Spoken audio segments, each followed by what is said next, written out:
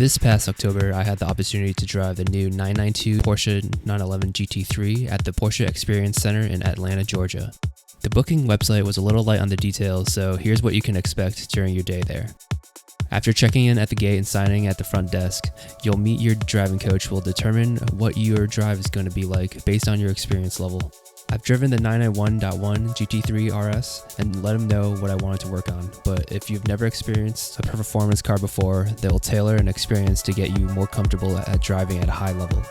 My coach, Ross Moncton, was an IMSA and motocross driver and was very knowledgeable and accommodating to what I wanted my experience to be like, and I would highly recommend him to anyone.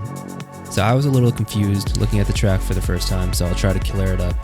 The handling track is the main track for lapping and is the most outermost lane with a pit lane at the bottom of this picture. You'll get a few laps easing into the car on the handling track, with your coach letting you know where the braking points are. If you've never driven the car before, it's hard to know the limits of grip of your tires and how hard you can push on corners. The next event will help you build that confidence in the low friction handling circuit. The circuit has extremely tight corners, and you'll start to feel when the car is understeering, another word for when you're near the car's maximum grip. Your tires are designed to load up at maximum lateral Gs, and your goal is to achieve the highest average lateral Gs and be able to transfer this to the handling track, where the fastest lap means pushing your Porsche and yourself to its grip's limits. Next, you'll drive to the dynamics area, where you'll feel the acceleration and braking power of your Porsche. You'll have an 1/8 mile drag strip where you'll launch your car with launch control and then brake hard, feeling the ABS kick in and letting it off so you have control of the car.